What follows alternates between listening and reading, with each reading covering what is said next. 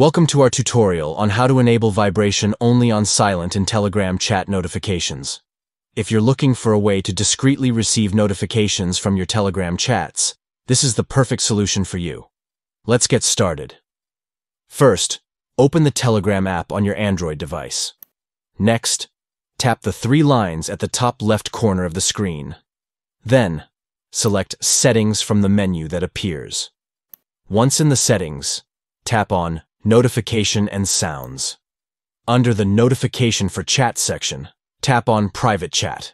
Then, select More Options and tap on Vibrate.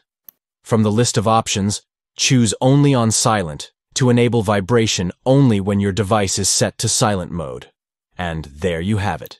You've successfully set up your Telegram notifications to vibrate only when your device is on silent.